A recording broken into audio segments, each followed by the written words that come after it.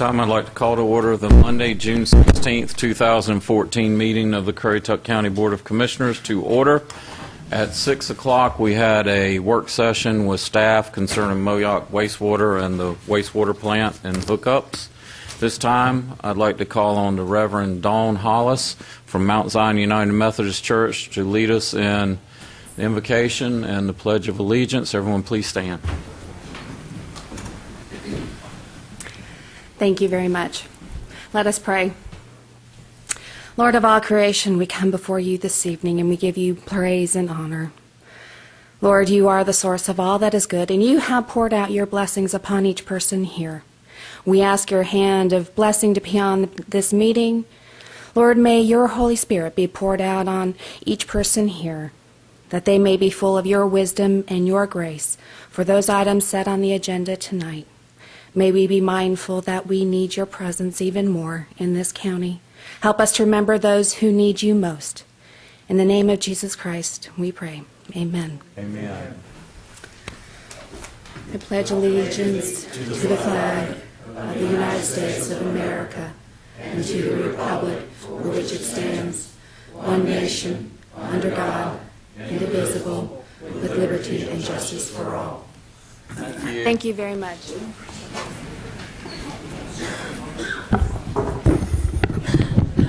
This time I need a motion to approve the agenda.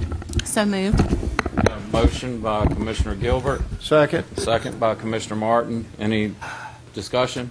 Hearing none, all those in favor, aye. Aye. Opposed, motion carries.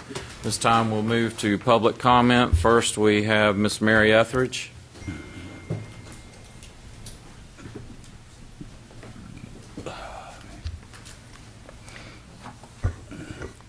Good evening. My name is Mary Etheridge, and I live at 846 Shawborough Road in Shawborough. My family and I have been involved in litigation with the county after 4 of the sitting county commissioners, Mr. O'Neill, Mr. Adlett, Mr. Petrie, and Ms. Gilbert, approved a junkyard to be located on 1.1 acres in the Shawborough neighborhood.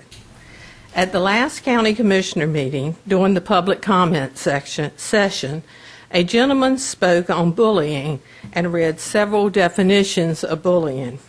I think a true example of bullying just might be Mr. O'Neill's treatment of me at that meeting.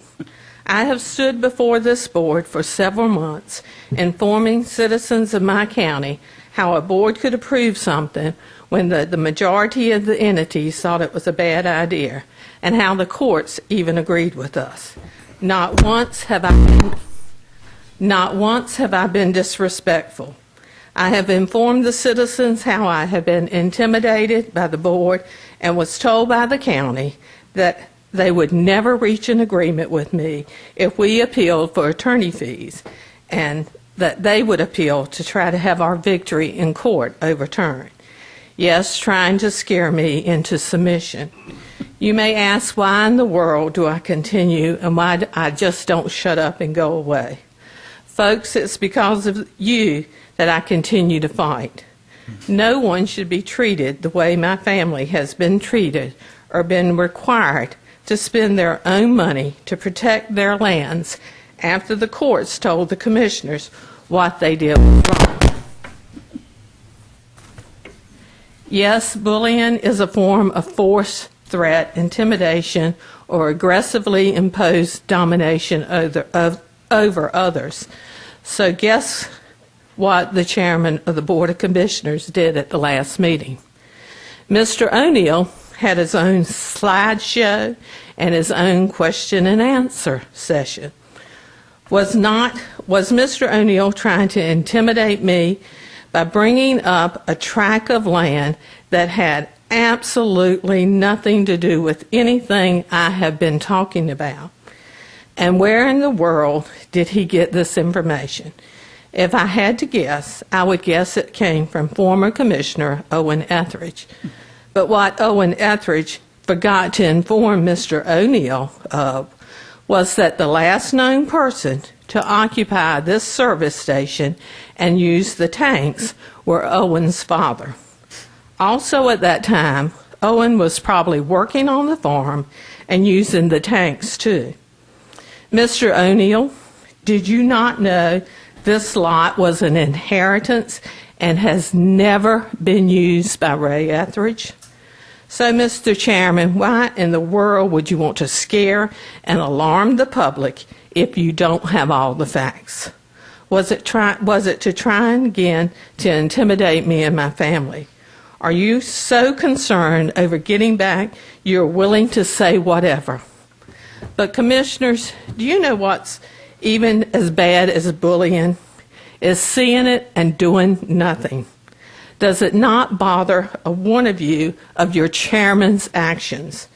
Yes, I thought I was speaking at public comment period, not at the Chairman O'Neill. Take your shot at one of your constituents. I would like to know who is in charge of calling the chairman down. I don't know. Maybe we need to form a committee on bullying county residents who dare to speak at a commissioners' meeting. Thank you. Thank you, Ms. Etheridge. I guess I'll have to comment again. The information I shared at the last meeting can all be verified through the county staff and the reports of the groundwater pollution. Mr. McCree has it, and as a matter of fact, I'll let Mr. McCree comment if he would like.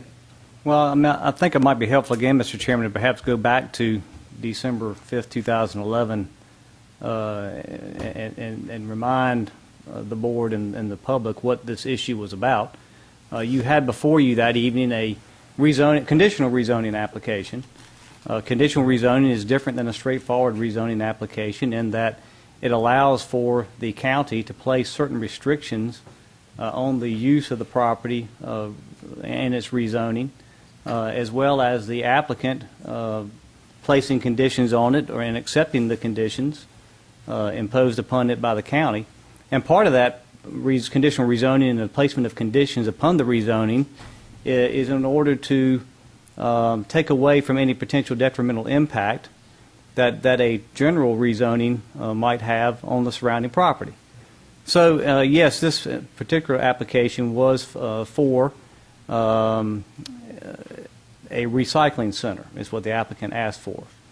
As you heard Mr. Woody, I think, say at the last meeting, is contained in the court records. And as we've noted before, we argued at the Court of Appeals, this was not, as far as county staff was concerned, a junkyard. But because we try to place uses of property into something closely related to our table of permitted uses and categories, a junkyard was the closest classification. But Mr. Woody is clear in the record reciting to the board that indeed this was not a junkyard. Staff did not consider it to be the use proposed to be a junkyard, but yet a center where different metals, light and heavy, would be received and processed or separated out to be removed immediately from the site. At least was what the applicant was proposing. You will recall at the last meeting, just going along that same line, that at the Court of Appeals, Judge Calabria had read our briefs, and we made that point in our brief, the county's brief, and she asked Ms. Etheridge's attorney, why do you keep calling this a junkyard? The county notes in this brief the quote from the planning director, which explains that this is a recycling center. And eventually, Ms. Etheridge's attorney did indeed admit that, well, no, it was not a junkyard. This, again, was a legislative decision of the Board of Commissioners. A legislative decision is different than a quasi-judicial proceeding, which you undertake when you consider special use permits. As we've talked about before, and as you know, and I think that the public that has participated in those knows, a quasi-judicial proceeding is much like a court proceeding in which you can only receive evidence that's presented to you under oath. You can't, except in limited circumstances from experts, receive opinion testimony or generalized fears or statements of speculation about what this proposed use might do to property. However, in a legislative rezoning and a conditional rezoning application, you may, like any legislature, like the General Assembly of North Carolina, like the Congress of the United States, consider any and all information that you might find relevant or helpful in you making your decision. So on December 5th, 2011, you again had before you this application, and you had information from those in opposition to the application and those in favor of the application. At the beginning of the public hearing, Commissioner Martin asked me, did I believe this was spot zoning?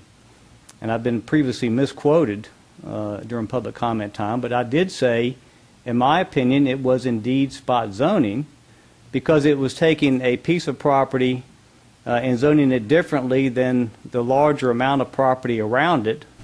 But that did not necessarily mean it was illegal spot zoning. Spot zoning is not in and of itself illegal.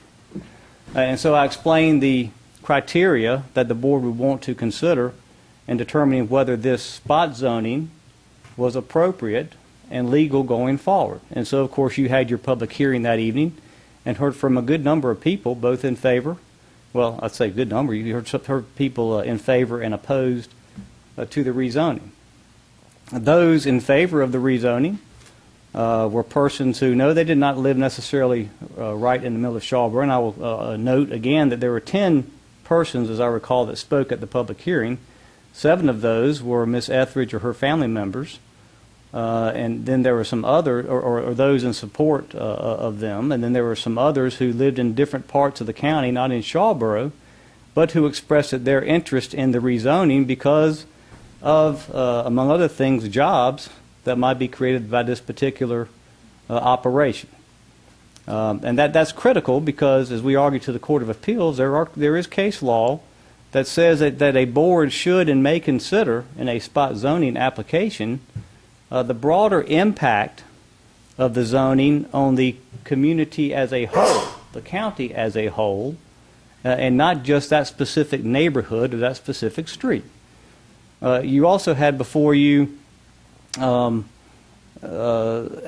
list of persons who attended a community meeting. We require in each of our rezoning applications and special use permit applications for a community meeting to be held by the applicant in order for persons in the surrounding area to come and express their interest or concerns regarding the proposed application. In this particular case, you had before you from that meeting a list of 28 persons who attended the meeting and expressed their support for the application. You also had before you pictures of a granary, which we saw pictures last week, that's in a dilapidated condition with a falling down office building, it appears, and with the representation of the applicant and the condition that was proposed by the applicant that he be required to tear down that granary, to clean up the property, to bring the building back into proper use, and to take advantage of the scales that existed on the site for his operation. There was also going to be the requirement for a fence to be placed around the property to further buffer or screen adjacent properties from this particular use proposed by the applicant. You also recall that you had before you other information such as maps or uses of property on surrounding lands. You had before you information that this was a railroad right-of-way adjacent to the property and a rail line, active rail line, that ran adjacent to the property, and the representation of the applicant that he intended to use that rail line for the benefit of his business to move material away from the site after he processed it. You had other information that there is, I don't remember the distance, I think 800 feet, maybe 800 yards anyway from this particular site. There is a heavy manufacturing zone, which was noted at the last meeting, and you had before you on December 5th, 2011, information that it is a agricultural chemical supply company that's been there for some time. You had before you that night information from Commissioner Etheridge at the time, who is a native-born, long-time resident all his life of Shawboro, who also presented to the board information, and again, this is legislative, so certainly you could consider it, information about the long history of various uses that had occurred either on this particular piece of property or certainly at least on the adjacent rail siding. Everything from the Department of Transportation bringing in material for road and bridge construction to many other litany of things that he presented to the board, and in particular noted in his motion in detail those uses and the rationale why this rezoning was appropriate. Now on the other side, you had, of course, those in opposition who claimed, first of all, that this was going to degrade their neighborhood. It was going to be aesthetically displeasing. It was going to reduce property values. After the property value presentation, and I noted in our brief to the Court of Appeals and argued it, you had two real estate agents. One was from Virginia Beach, who did not, as I recall, have any experience in selling or valuing land in the Shawboro area. And you had another real estate agent who is a county resident but lived at the south end of the county.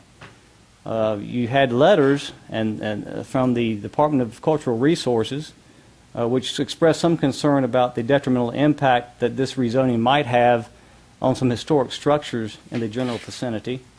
You had a letter from Sheriff Johnson, which this was portrayed in briefing to the court by the plaintiffs, that somehow the sheriff was in opposition to this particular application. But as I noted to the court, and I read the last sentence of the sheriff's letter, that's not what she said. The sheriff noted that she was concerned that if indeed this was approved, that it meet all the relevant state and local ordinances for its operation, and that she would like additional deputies. Now, it was interesting at the Court of Appeals that one of our judges on our panel is a former county attorney from McDowell County up in the mountains of North Carolina. And so he quickly grasped and said, well, sheriffs always want more deputies. Well, of course they do. But he understands exactly where the sheriff was coming from. And again, it was noteworthy. It was not an outright opposition to this particular application. This matter was, after it left your decision, it was taken to the trial court, the Superior Court of Currituck County, where it was argued before Judge Godwin from Tarboro, North Carolina. Now, I know Ms. Etheridge feels like she somehow has been intimidated or bullied through this process, but it must be noted that Ms. Etheridge and her family were ably represented by a very good land use attorney from Raleigh, who came out and argued the case before Judge Godwin. I thought we had a good argument as between the parties, and the issues were fleshed out before Judge Godwin. There were several issues that were raised in the complaint by Ms. Etheridge. The first, and her family, the first allegation was that this was illegal spot zoning and therefore must be struck down. The second allegation was that the county commissioners had improperly approved the rezoning application because it did not make the proper motion and consistency statement, which, as we've talked to you about a number of times and people are now accustomed to hearing, you make a statement when you make a zoning decision as to whether or not it is consistent with the land use plan, the zoning application, and whether it's in the best interest of the county and the citizens going forward to approve the application. And the third issue, and seems to be the sticking issue, had to do with whether the county should, or whether the plaintiff should recover from the county their attorney fees. Now, as to the first issue, Judge Godwin determined that, in his opinion, it was illegal spot zoning, and so he struck it down. That means that then the zoning map would be changed to reflect the original zoning district of this property, which was agricultural. The next issue, with regard to the consistency statement, Judge Godwin, I would say, ruled in favor of the county. He did not strike down the motion or find that there was a failure to make the proper consistency statement. And then the third, and I guess the issue that still is lying out there really, is whether the county should be required to pay attorney fees or not. It's been the general rule in history in North Carolina jurisprudence that parties carry their own freight when they go to court.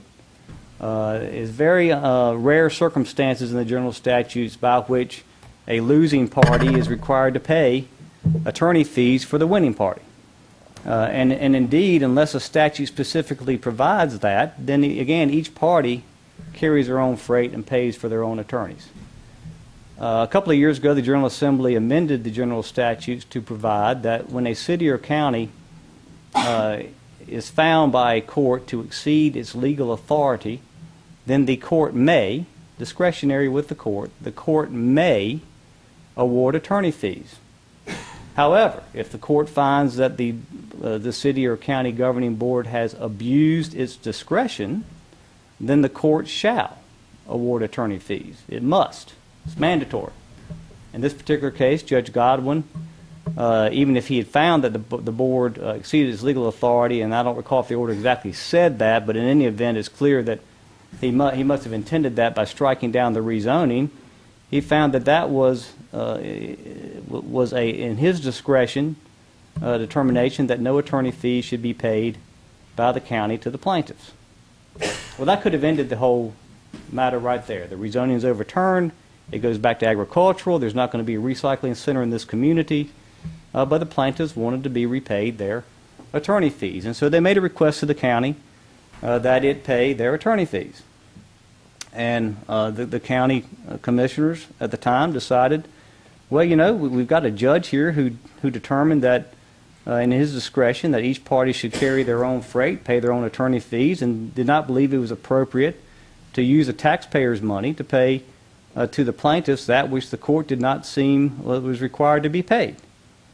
And so the plaintiffs decided that they were going to appeal to the Court of Appeals, seeking to have the judge's decision overturned with regard to attorney fees, and have the county be required to pay their attorney fees. Well, the county, the commissioners at the time determined, if we're going up to look at the attorney fees, then let's go up and take another look at the rezoning issue, because and I still believe there was a valid argument to be made with regard to the information and the evidence presented to the Board of Commissioners that night, that indeed this was a valid legal spot zoning. And so that's what we've done. That's what we've argued to the courts, and now we await the Court of Appeals decision. We argued on January 22nd of this year to the Court of Appeals this case. Their general rule is they like to have cases back within 90 days. It's been beyond 90 days, of course, and we've not heard anything yet. Their decisions are issued every other Tuesday, and tomorrow is another decision date where we might see an opinion come up, and so we'll be taking a look to see whether we do or not. But that is the status of the case. With regard to bullying or intimidation, again, I don't understand that when all parties and all sides have been represented competently by good attorneys. I guess including me in that statement at this point. But we've had a full, proper fleshing out of all the issues, and now we just await the judiciary's decision on the matter. With regard to the issue brought up last meeting and the groundwater contamination in Shawboro, while some may not think that's relevant or somehow that was trying to intimidate a citizen, it was certainly a relevant point that was made on December 5th, 2011, that this recycling center was going to not only detract from the community, but it was going to pollute groundwater. And now we know, and we found out from the state, that indeed the groundwater in this area is already polluted and undergoing some remediation. So I guess there is some relevancy. I think as I reported to the board at the last meeting, it is somewhat relevant to the extent that even the gentleman at the Department of Environment and Natural Resources seemed to be, I guess, somewhat concerned in that the state was supposed to quarterly test groundwater monitoring wells, and he admitted to me that in 18 months, in this location in particular, there had been no testing conducted. There is a statement within the in the analysis of the groundwater this particular site that the state toxicologist has recommended the state toxicologist communicate with the property owners whose water wells have been contaminated to let them know of the existence of contaminants within their water. We don't know at this point whether that's been done and what these folks know. Again, the state is supposed to be doing something to remediate the situation. So that is the issue that we now continue to await a ruling from the Court of Appeals. If it is a if it is a unanimous decision of the Court of Appeals, that would be all three judges deciding one way or the other. Then no party has a right to appeal to the North Carolina Supreme Court, but may ask the Supreme Court if it will take the matter up. If it is a split decision, two in favor of one position and one against, then you do have a right, either party has a right to appeal to the North Carolina Supreme Court. But it's too early or too premature at this point to even know whether any party would desire to do that, or whether whatever decision comes out of the Court of Appeals will end the matter. So I'll be glad to answer any questions from the board if I can. Anyone have any add questions? anything. Mr. McCready, I'm going to ask a question. You might have covered this and I missed it. If the zoning would have been approved in the applicant's favor, that still doesn't mean that the business was going to be approved. All this was the zoning. The applicant still had criteria to go through that probably may or may not would have been rejected. Well, that's correct. I mean, first of all, as I noted, it was a conditional rezoning, so that allowed the Board of Commissioners to put additional conditions on this use to prevent any detrimental impact on the surrounding community. But on top of that, under your ordinance, it was incumbent upon and required that the applicant, after achieving or receiving the rezoning, come back through the process, the planning board, community meeting, this board, for a special use permit in order to actually be able to construct and open and operate the facility. And as I said a few moments ago, that would have been a whole nother matter that would have been considered by you sitting much like a court. You would have had to have received competent, substantial material evidence, as the statute says, and could only have considered opinion testimony as to the value of real property, the impact on the transportation system and roads, and some other safety issues from experts. You would not have been able to have accepted and received evidence that you could rely upon in making your decision from persons who were non-experts with generalized statements of fear and speculation that the location of this particular use would somehow endanger the community or detract from real property values in the surrounding area. Anything else? Okay, we'll move on. Ginger Sykes.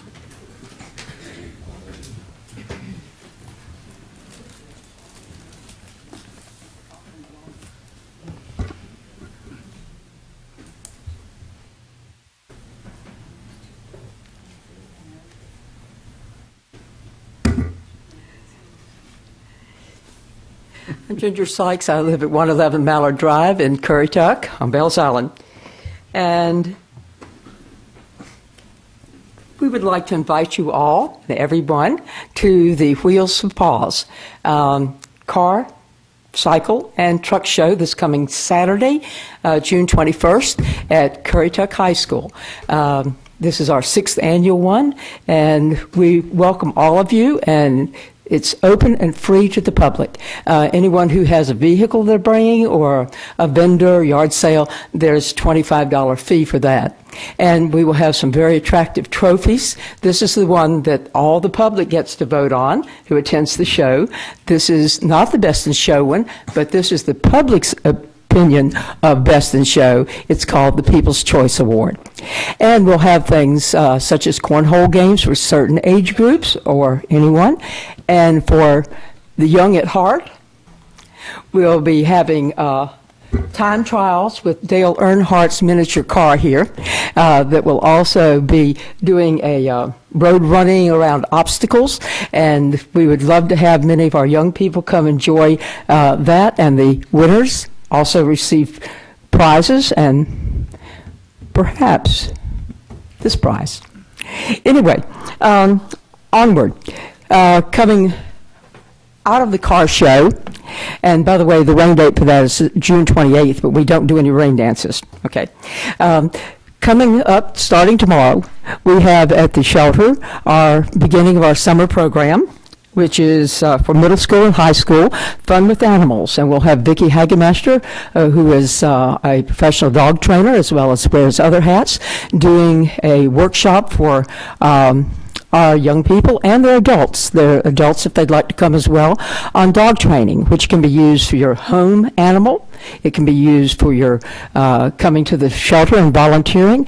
And for those who do 20 hours of volunteer service at the shelter this summer, we'll have, in addition to a free trip to the zoo, in Norfolk, Virginia, the Virginia Zoo, a certificate that can be used by students when they apply for college. It shows their community involvement and will help, hopefully, with their applications to go to a good college. Or we have other things for our younger students. The program that ABC News with Diane Sawyer featured was called Read to the Kitty. And we're having that for our first through elementary school students, and that will start anytime the young people would like to come. Everyone who participates in these programs must have a signed waiver of liability form, and you can get that on our website, which is www.currituckanimалlovers.org, and you can get it notarized at the local banks or credit union. And we'd like to invite all of you to come and participate, all of our folks who are watching tonight, and any of our commissioners who would like to see some of the things that go on at our shelter. Thank you very much. Ginger, and that time frame is what on Saturday? I'm sorry? The time? Thank you. 8:30 until 2, and registration finishes at 10:30, so it would be most advantageous to the public to come after 10:30 because that's when all the vehicles are there. Thank you. Thank you. Thank you very much. Sharon Martz?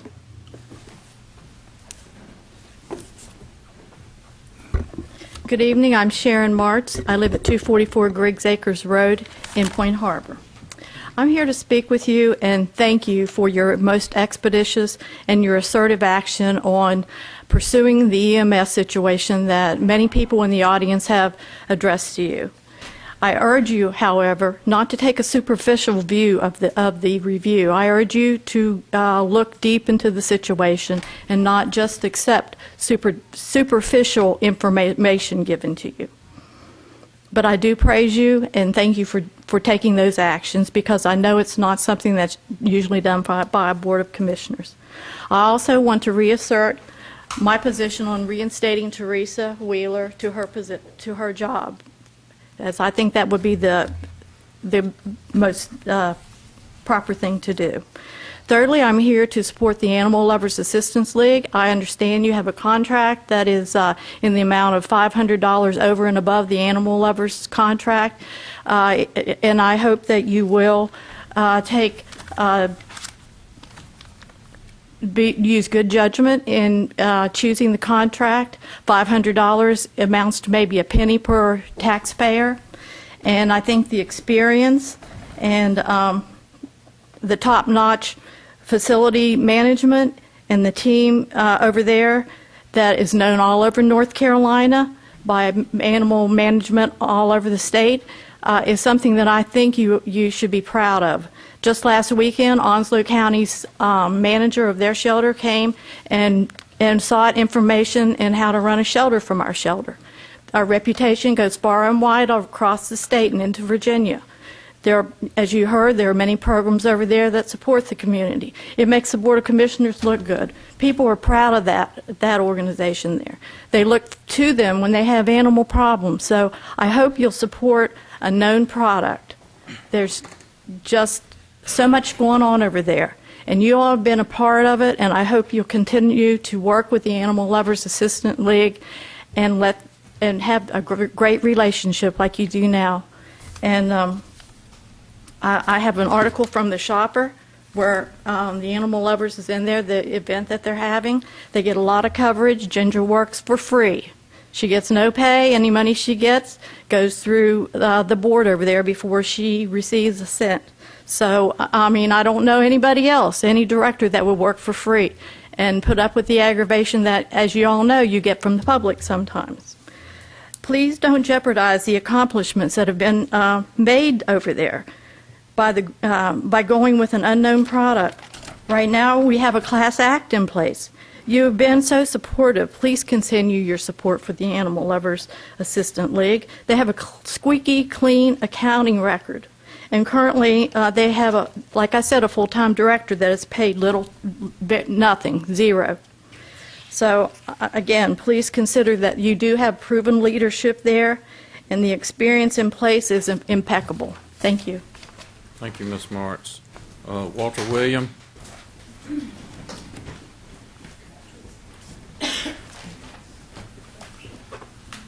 Good evening.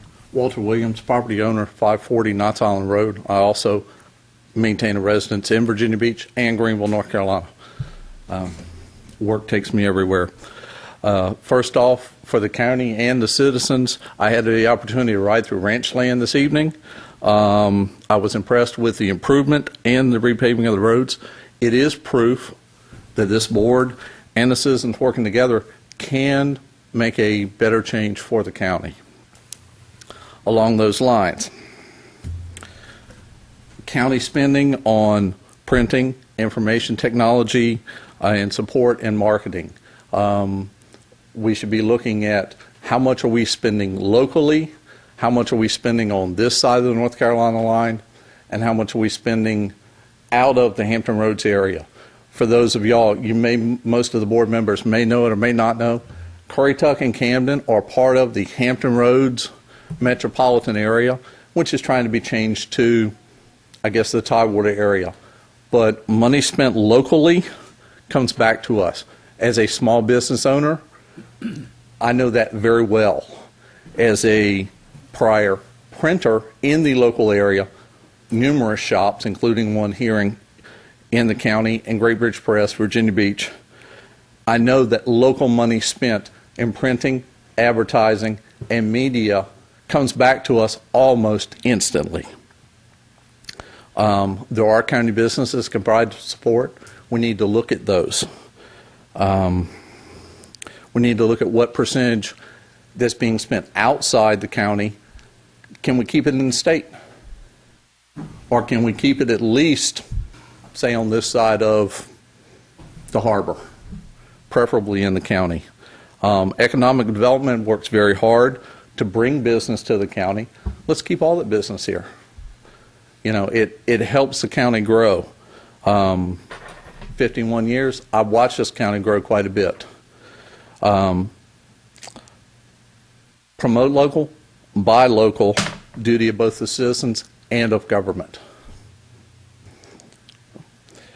I would also ask the board, department heads, and economic development to look at all our local options. Also look at your local options should we have the need for another EMS chief. Reinstate Teresa, please. As someone who is getting ready to retire after 22 years in EMS, I know what she's going through. That's my time. Thank you, sir.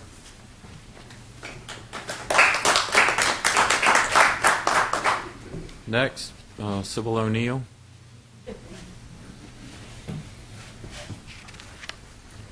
My name is Sybil O'Neill. I live in Maple, North Carolina. I'm not going to be very long tonight. But there are and have been, and I've talked with Mr. Scanlon about this, 78 employees that have left EMS since 2009, and this has been since Mr. Glover has come along too. And that's pretty much all I have to say about that. But the other thing that I was listening to with Ms. Etheridge's, apparently there's a piece of land that belongs to her brother-in-law that has some leakage or something going on, but that would be his battle to fight. Am I not correct in saying that? Not hers? Is that also saying that if any of you commissioners had a brother-in-law or a sister-in-law that owned a brothel, would that make your mother the madam?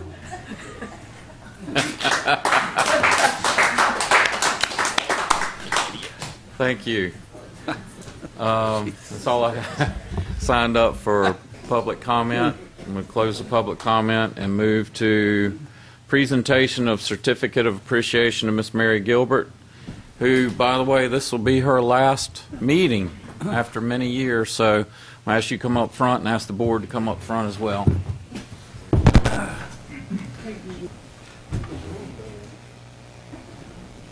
You got the bonus check too? Yeah. Mr. Stanley's got it. Mr. Stanley's going to have something to say.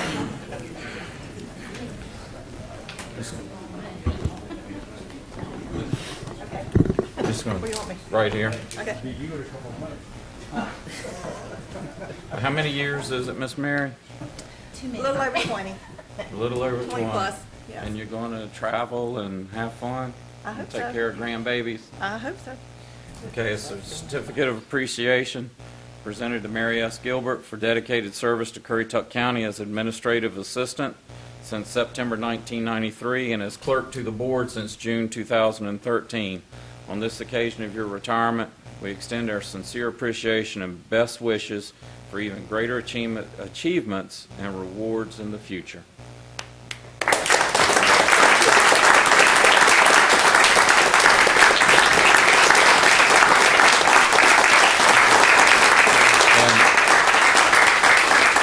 I'd like to say, anytime you've ever called up here, if you got Miss Mary on the phone, it was always one of the most pleasant people you could ever run into. And I've never seen her when she was down. She's always been up and always had a great spirit, somebody that, some people make you happy when they leave the room. Well, she's one of the ones that makes you happy when she enters the room. And it's just a burst of joy to be around, and we're certainly going to miss you and wish you the very best. And I'm sure others may have something to say. I can just say that Miss Mary, you're one of the finest ladies I've ever met and had the pleasure of working with. God knows we're going to miss you. Thank you. And best of luck in any endeavor you go after, and I hope you have loads of fun, you and your husband. Thank you. I just want to tag you some great references on Key West. I just want to thank you for your mentorship, because you being in the manager's office and being a new commissioner, you have really helped me in more ways than I can ever thank you. I certainly appreciate it. I want to wish her luck. I hope she has a lot of patience with her better half. I played golf with him, so no, I'm just teasing. He's a good guy. They're good people. Her kids went to school here. I went to school with two of them. I think one of them graduated with my sister, and one graduated 1 year behind me. I played sports with him. They're good people. Good luck and enjoy it. Thank you. Again, best of luck. You're going to find out in a few months that you're going to feel like a dog off a leash. Enjoy it. I want to tell you, it's been great. Every morning you've started off my day good with good conversations and a pleasant demeanor. Love it. Thank you. Thank you very much. Mary, it's been many years, and thank you for the service that you've given the people of Currituck and all of the staff, and especially the commissioners when we have problems. And we've looked for help, and you've always been there. And retirement is tough. You've really got to work at it. Congratulations. Thank you very much.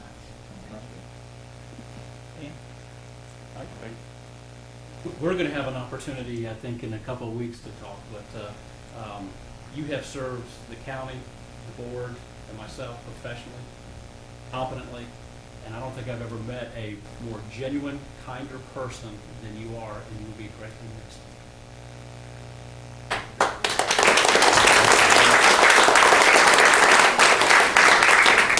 I've had the opportunity over about 25 or more years in local government to work with a good number of clerks.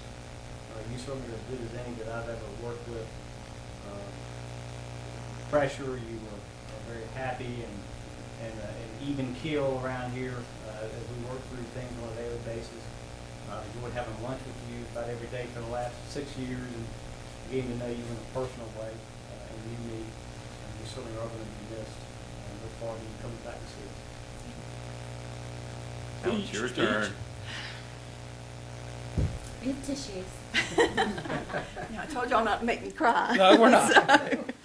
I thank you for the opportunity to have served this county. I was born, raised here, and have lived here most of my life. And so I just appreciate your confidence in me, giving me the opportunity to work here. And it's been a good 20-plus years.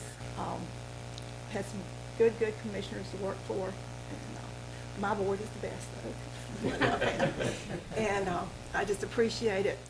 The staff here is a number one. The manager, I just couldn't ask for any better supervisor, and I just appreciate all of the staff that I've worked with, and it's been good, and I'm going to miss you. We're going to miss you.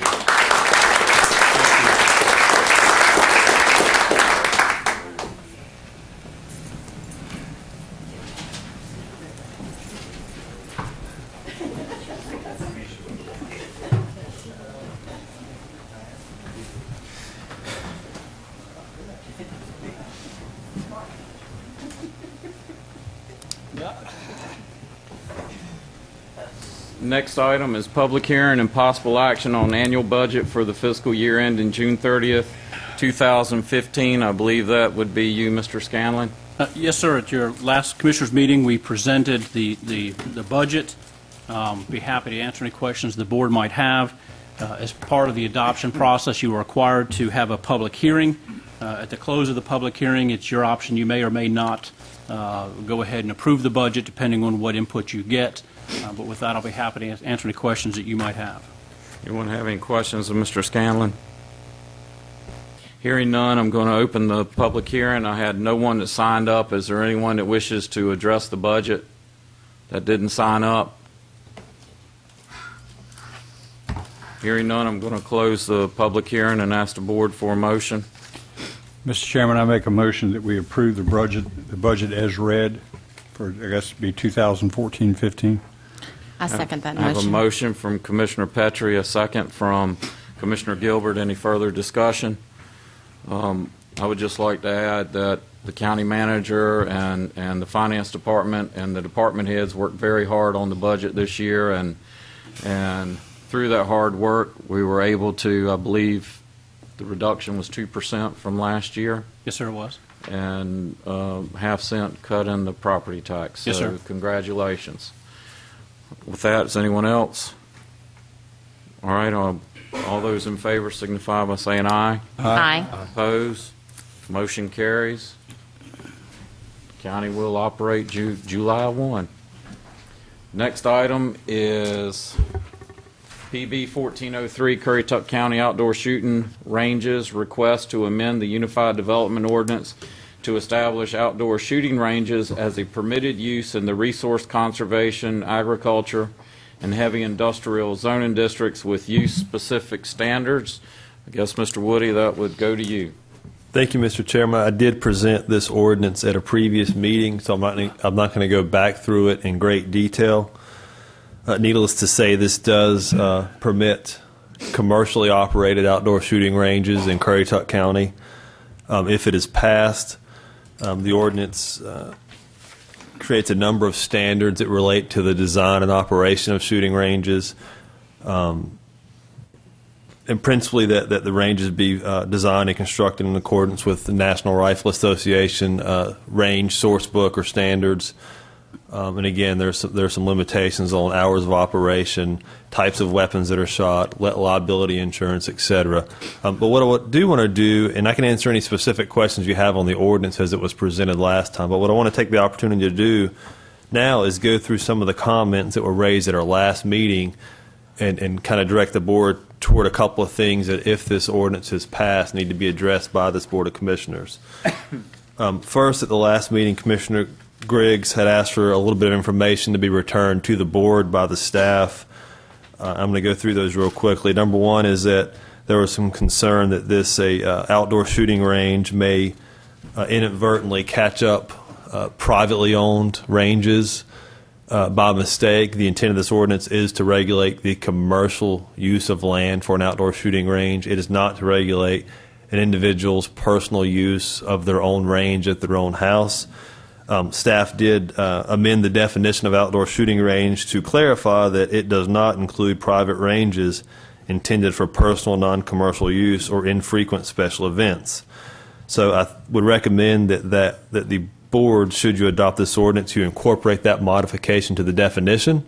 That will clarify that, in fact, this ordinance does not apply to a private individual's use of a private range at their property. Another thing that Commissioner Griggs brought up was the idea of targets that explode. I think initially the ordinance had recommended that explosives be prohibited, and it still does, but we've clarified that to say that explosives are prohibited and any target that detonates. So, Commissioner Griggs, you had mentioned that ATF may look at explosives a little differently than this ordinance had anticipated. That is correct. So, again, I would recommend that if you adopt this ordinance, you clarify that or include language that explosives are prohibited or any target that detonates.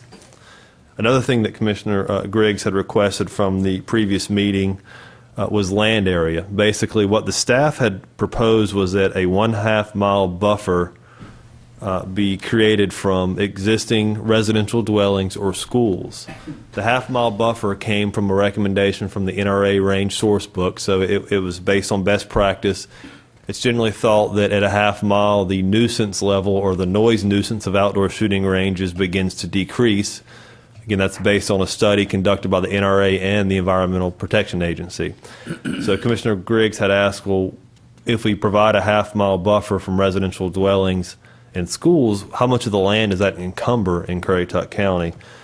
And what we basically have determined is that if you apply the half-mile buffer, as I just mentioned, it will encumber 93% of the county. So that leaves 7% of the county that would be available to be permitted for a commercial outdoor shooting range. That 7% equals 10,463 acres of land. The planning board, when they heard this request, they had recommended the buffers be extended to not just existing schools and residential dwellings, but also residential zoning districts. If the half-mile buffer is created from residential zoning districts, that changes the amount of available encumbered land to 94%. So that means if you incorporated the buffer from residential zoning, 6% of the land area in the county would be available for a commercial outdoor shooting range, which is 9,126 acres. I think those three items address your concerns at the last meeting, Commissioner Griggs. And the last thing I want to run through real quickly as you consider this is staff brought to an ordinance that was written for your approval or adoption, should you choose to do that. The planning board heard this ordinance at their meeting several months ago, and they did make some recommended changes. So I think also, you as a board, you need to consider if you want to incorporate these planning board changes into any approval you make tonight. The first planning board change that they recommended was that an outdoor shooting range, if it's located 1/2 mile from its own property line, so if I had a property big enough where I could set a shooting range in the middle of it, and it would be 1/2 mile from all my own property lines, it would be a staff approval. It's not likely you're going to see that, but it's possible. Planning board recommended that all other approvals be subject to a use permit. So what that means is that these cases, if this is adopted, would come back before you as the Board of Commissioners as a special use permit. The other thing the planning board recommended in their recommendation for approval is that mail notice be extended to owners of land within 1/2 mile of the subject parcel. As the board knows now, when we notify adjoining property owners of rezonings or use permits, we send that notice to every property owner within 200 feet. What this change would do was mean that for outdoor shooting ranges, the notice would be mailed to every property owner within 1/2 mile. So that's a larger notice than you typically have for other planning-related items. The third thing that the planning board recommended is that 1/2 mile setback be expanded to include residential zoning districts. Again, the original proposal by staff was residential dwellings and schools, and the planning board expanded that to include residential zoning districts. And the last thing the planning board recommended is that the 1/2 mile setback also be expanded to include waterfowl impoundment areas or rest areas. So again, that was a means to make sure that these that the outdoor shooting range don't conflict with the migratory waterfowl hunting that happens in this county during the winter months. So that concludes my presentation. It's a lot to absorb, and I can answer any questions you have about the staff's presentation or recommendations and the planning boards. Thank you. All right, questions? Mr. Chairman, I have a question. The tannerite, the exploding targets, if they're illegal at a commercial range, does that make them illegal countywide? It would not. Okay, so that would just, so somebody that's already a commercial, like a Blackwater Academy, something like that, that's not going to... It would not, because Blackwater Academy is permitted as a security training services, and this particular ordinance will not apply to them because they already have a permit under a different type of land use. So no, that prohibition would only apply to ranges you permit, this board permits as a commercial outdoor shooting range. Well, Academy's in Camden anyhow, correct? There's a number of firing ranges in Currituck County, yes. In Currituck now? Okay. Yes. I think it's 4 or 6, I'm not sure. Yeah. Is the final from the planning board zoning districts instead of residences? The planning board recommended that the zoning districts be added for a setback. That is correct. if a piece of property is not zoned residential now, how would that change if you had a shooting range? How does that affect going forward as far as rezoning? Buyer beware? You mean if a shooting range were to exist and then subsequently after that residential zoning were approved or people built houses, yeah, that would be buyer beware. It would make the range non-conforming, but it wouldn't prohibit the operation of the permitted range. So it'd be better to take the zoning out of this proposed ordinance?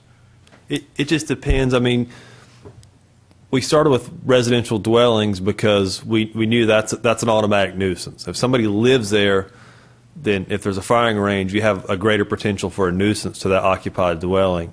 I think the planning board brought forward the idea of the zoning districts trying to account what may be future nuisances. So if you know an area is zoned residential, you have to assume that at some point it's probably going to have houses on it. So it's really for the board, it's a matter of if you're trying to regulate the nuisance we know to exist, which is occupied dwellings, versus a nuisance that we may or may not know to exist at some point in the future. That makes sense, hopefully. Mr. Chairman. Yes, sir. Mr. Wood, number 5 down here, whether or not to require permitted range to be evaluated annually to review the number of noise complaints received. Would that not be better to be something to add into the special use permit process at the next step when a range comes forward to? It could be if the board I would agree with that. If the board decides that use permits are the way to permit these, that's a very appropriate condition for a use permit because it's not unusual to have timing or evaluation periods with that. So I think that could be a reasonable way to approach that. All right. I mean, fine with me. I just bring it up. Either way is fine. Well, in the past, the board has done that on different new uses. Right. In the event if issue it for a year and then review. So you can make adjustments. Yeah. It's kind of the same thing with like Dennis Anderson stuff. It's not uncommon for the county to do the that. tour So permits. Exactly. Yeah. All right. Who else? Go ahead. I was just going to say, we could establish that Sabbath be held as a day of quiet you restfulness, and that could be done when the permit is actually issued or applied for. Yeah, and it's the same thing for the evaluation or the hours. You can do that on an individual basis through the use permit, or you could just incorporate this into the ordinance so everybody abides by it. That's really a decision of how the board wants to place that restriction. Are you saying no Sundays or limited hours on Sundays? I was just raising that question. I think, I would say no Sundays. Also, I would put a time frame operation during the day, say from 8 o'clock in the morning to, depending upon the season, I guess, 7 o'clock in the evening.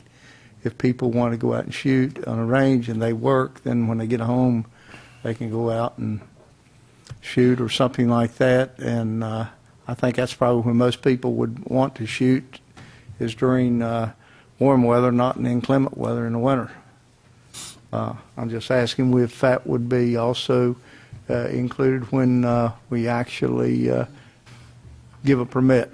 It could. Right now, this draft ordinance says that hours of operation, this would apply to all ranges, hours of operation shall be no earlier than sunrise and no later than sunset, except that shooting shall not commence before 12:30 p.m. on Sundays.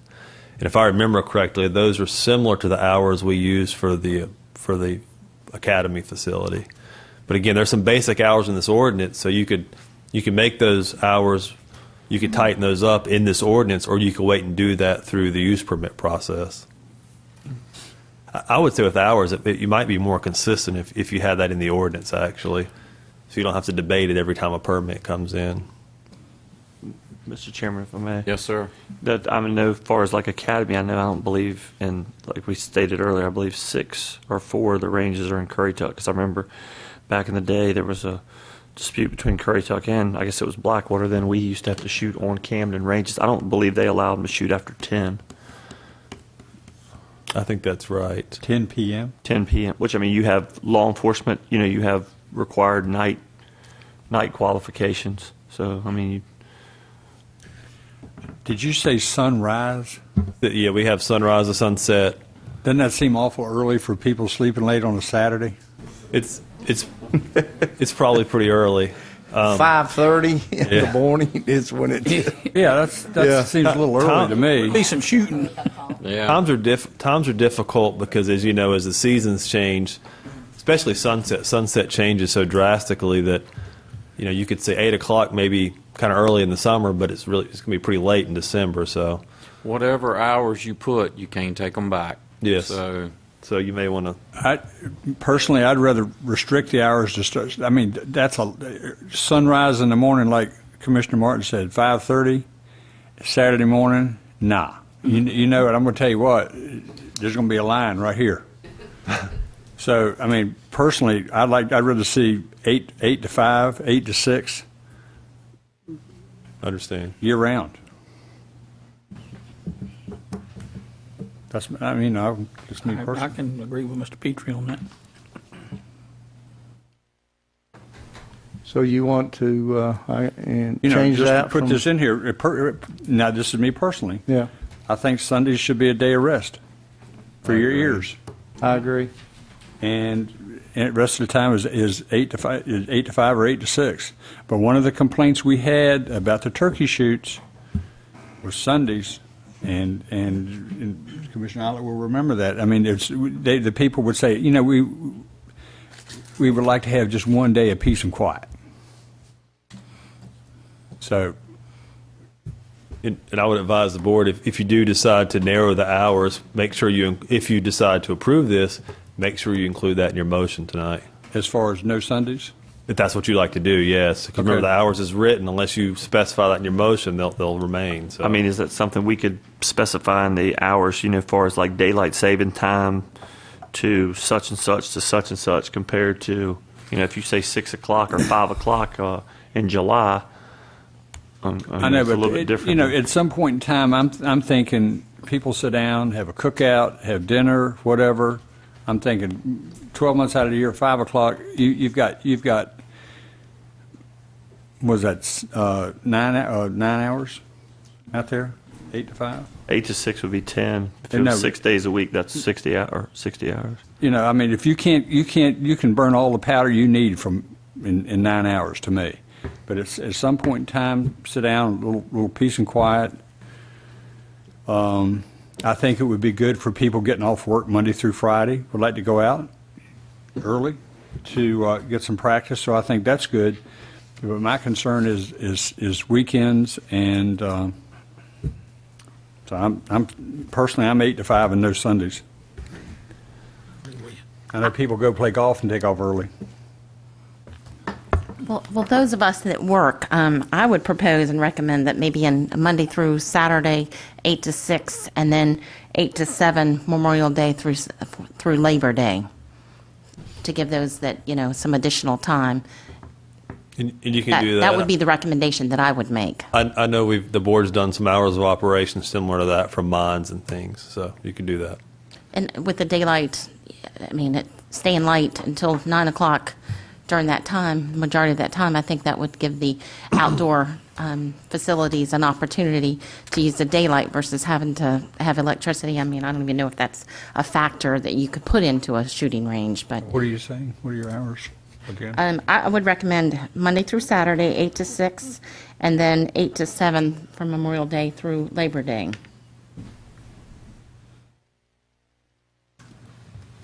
I'd go along with that. That works. We do that. Do you agree on the no Sundays? Oh, of course. All right. We got several people signed up, but we'll keep on going. Just and this is going to be directed to Mr. McCree. One of the main concerns that I had relative to this ordinance as it came forward is interpretation relative to its applicability to private ranges. Now, in Mr. Woody's address to the board tonight, he has indicated that there is language in there speaking to that also as to any potential conflict with infrequent fundraising events such as turkey shoots. However, I would just like to ask Mr. McCree relative to section, I believe it's 2.4.11, that speaks to the separation between private ranges and this proposed ordinance here for commercial ranges. If you could speak to the legal ramifications of the language that Mr. Woody outlined in his presentation tonight. Well, I think in particular what you're speaking of, Commissioner Griggs, is the language added to the definition of outdoor shooting range.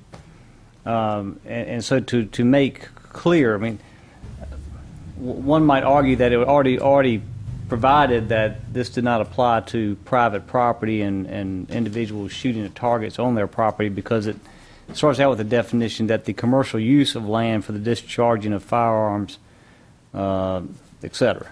But to make it abundantly clear that this is not to apply to a residential property owner, for example, shooting targets in their own backyard for their own purpose or with their friends, there has been added the language, this does not include private ranges intended for personal, non-commercial use or infrequent special events subject to a temporary use permit, and then section 2.4.11 is cited.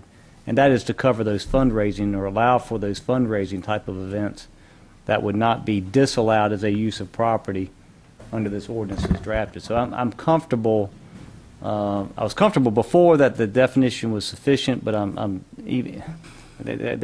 my mind can be no doubt but that this does not apply to private property and individual or friends or a special event subject to the temporary use permit does not fall under this particular ordinance, and such use would not be prohibited.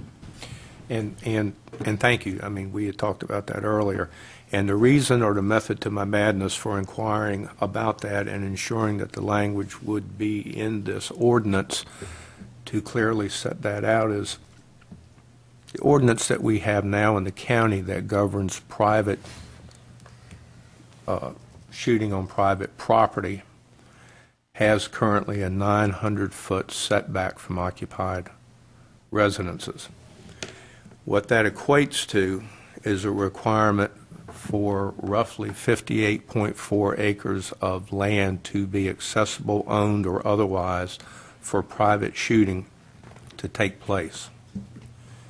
The ordinance that we have before us tonight with a 1/2 mile setback requires, I'm doing this for effect, 21,884,544 square feet, or 502.4 acres.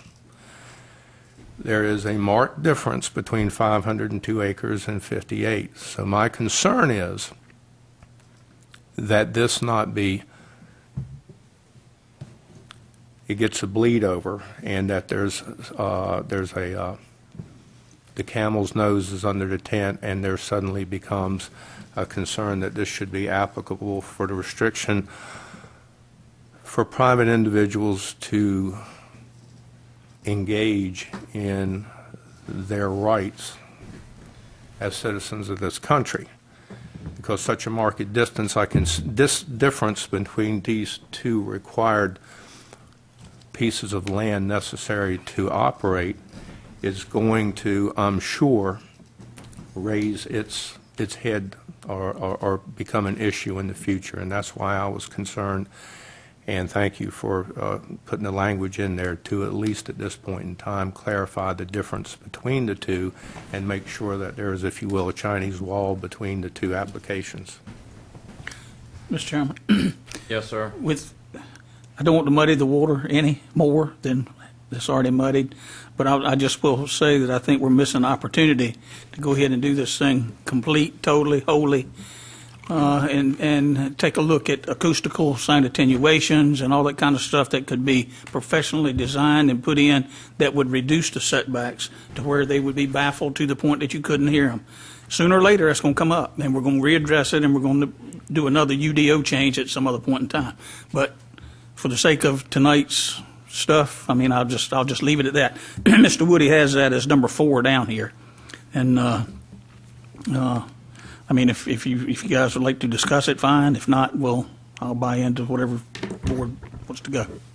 Mr. Woody, on that same note, the NRA guidelines would be more stringent than what we could come up with, or is that the guidelines that we are following suit? That's what we use. We're consistent with those guidelines. Now, I'll say the NRA guidelines are written not for a government agency to make a set of regulations, but rather for how a private individual may want to start a commercial range.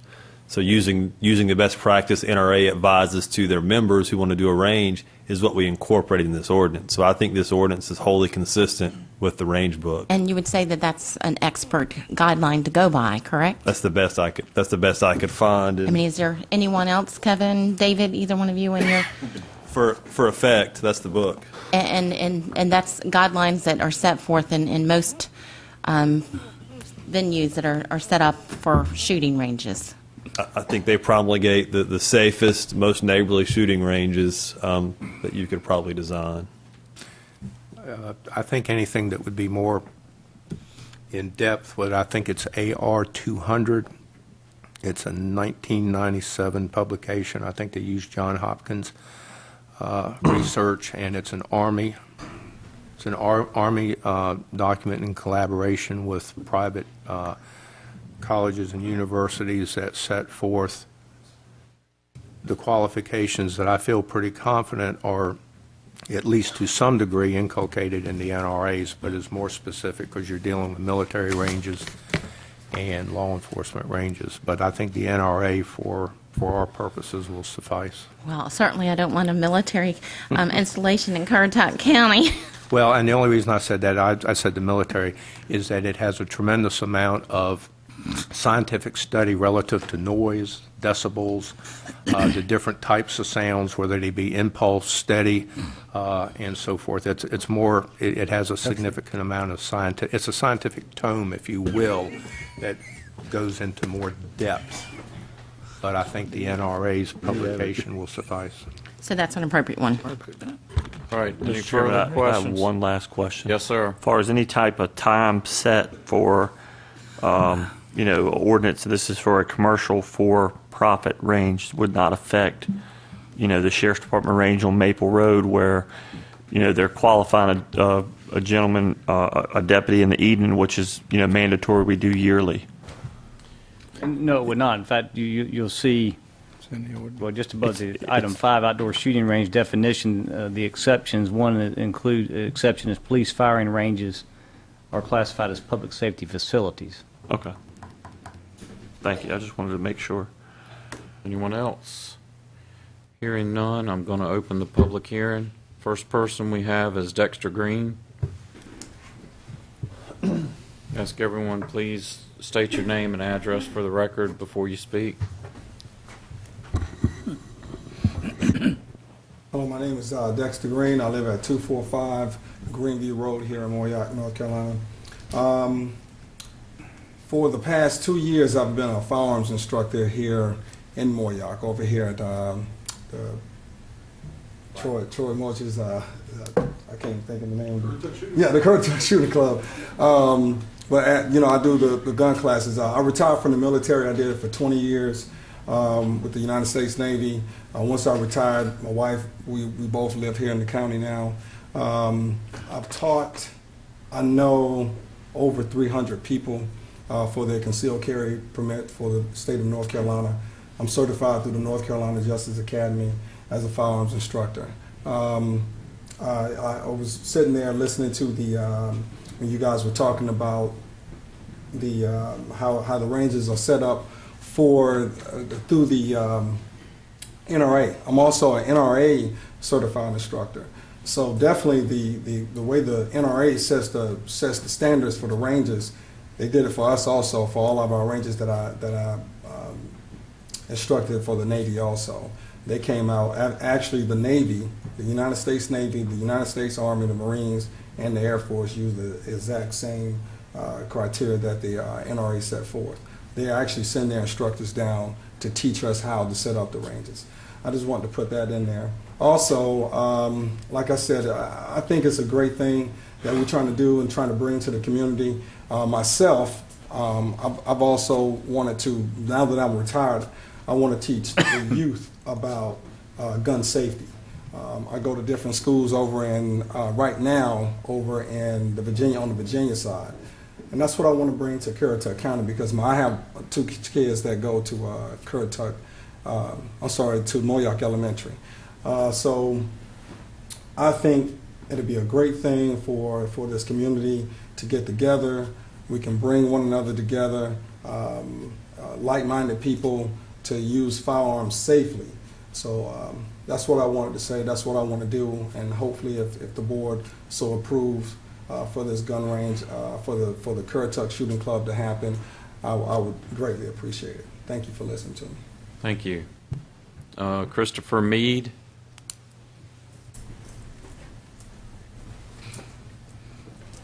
Hi, Christopher Meade, 110 Trevor Way, Moyock. Came in front of you guys today to support the opening of the shooting ranges for Currituck County. I am a resident of Currituck County. I graduated high school here. I've spent 10 years here. For the past 2 years, I've been a part of the Currituck Shooting Club. What we need here is a safe, lawful, or insured shooting club. Somewhere where in the future I can bring my children to teach them how to shoot, to protect themselves, where other people here in this county can bring and shoot safely. The people that don't have the acreage, the land, to be able to have their own private range, to shoot safely instead of, traveling all the way to Virginia or further down in North Carolina or wherever there are shooting ranges. It'll be something that the community can get behind. We could bring people in from out of state, to Currituck County, which gives money to the businesses, to the people of this county. I've only lived here for 10 years. I plan on living the rest of my life in this county, and I would love to see something like this happen. Pretty much because we need something somewhere to teach the youth, the generations behind me, gun safety and how to properly use a firearm. That's all I have to say. Thank you guys for your time, and have a blessed day. Thank you. Joshua Moser.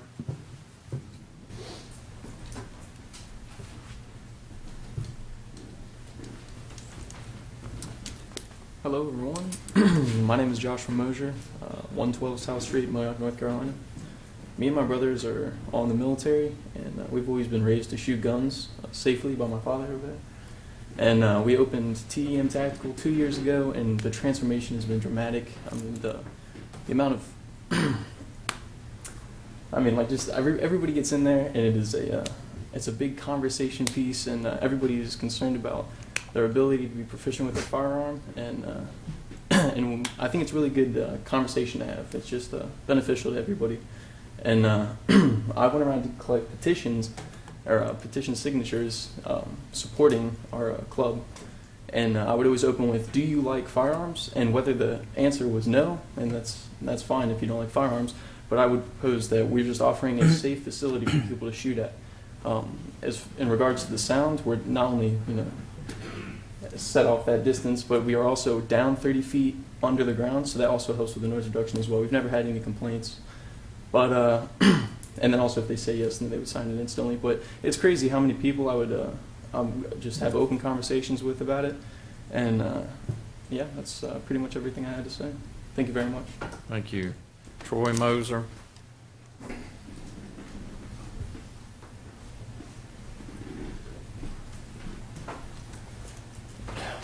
Good evening. I just wanted to let everybody know that the Currituck County residents and business owners, we have contacted over 700 in the last 5 days. I know it's not a petition, as so-called, but these have given us an opportunity of really one-on-one talking with a lot of people and in support of. Even some of the opposition that we've had has been mostly on stuff that we're voting on today doesn't apply, because they're already shooting on private land, or not even their private land. It's a thing more of giving them an option. If they want to shoot, and they have the drive, and we have an obligation to uphold the Second Amendment, is to give them or provide them a place where it's safe and convenient, as well as managed and constructed with sound mitigation.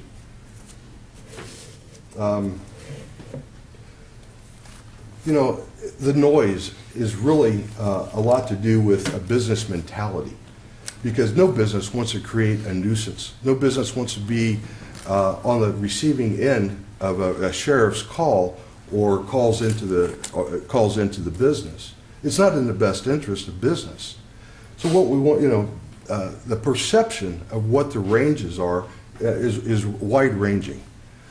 Some people think of, you know, the desert or Camp Allen or other military ranges where they spent hundreds of millions of dollars to do basically what we're trying to do, or what David Griggs has done in his own property. We think shooting on your own property or anywhere that's safe and structured and managed is the right thing to do. But for hundreds, and literally hundreds of people, they don't have that luxury. Even for the people that do have the property, maybe they are in congested areas, let's give them a safe place to go.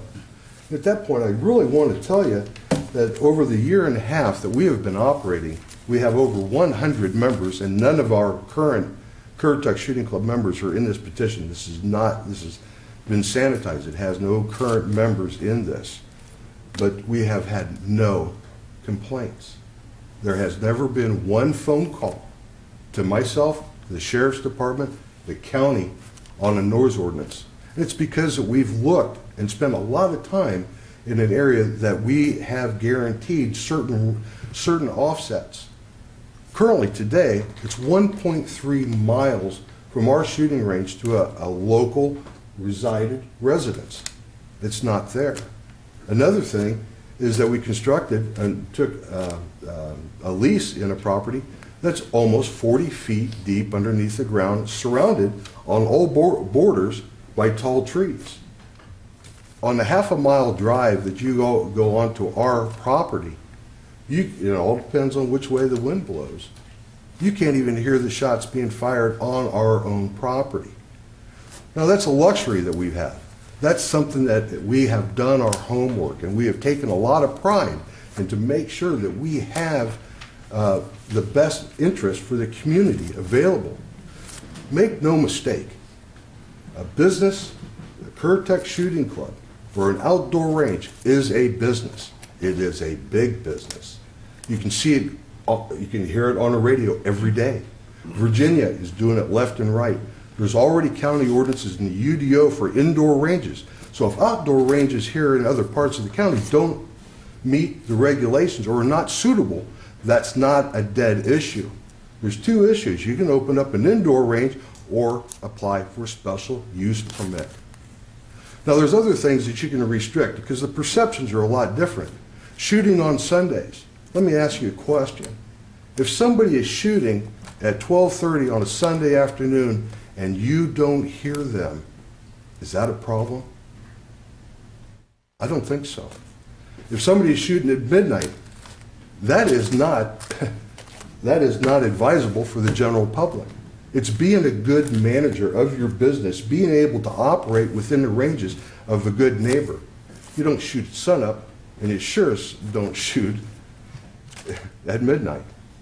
A reasonable range time for us would be around 10 a.m. in the morning to about a half an hour before sunset.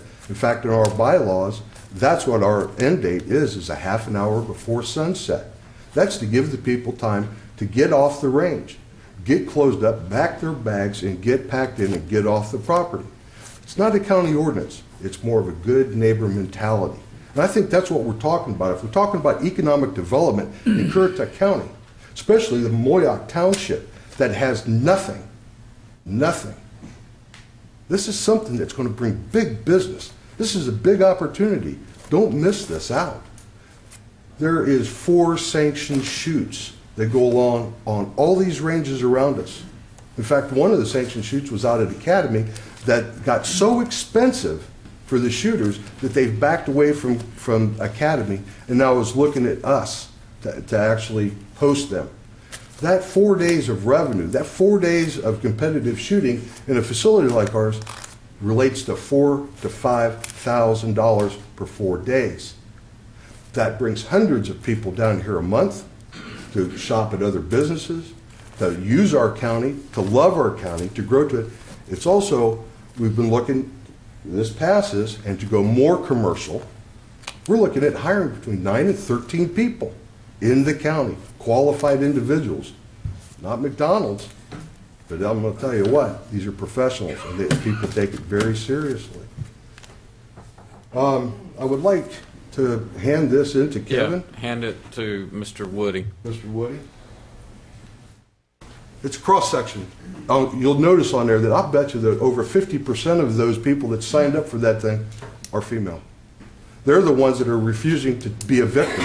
They're the ones that are most concerned because their husbands are in the military and they're gone.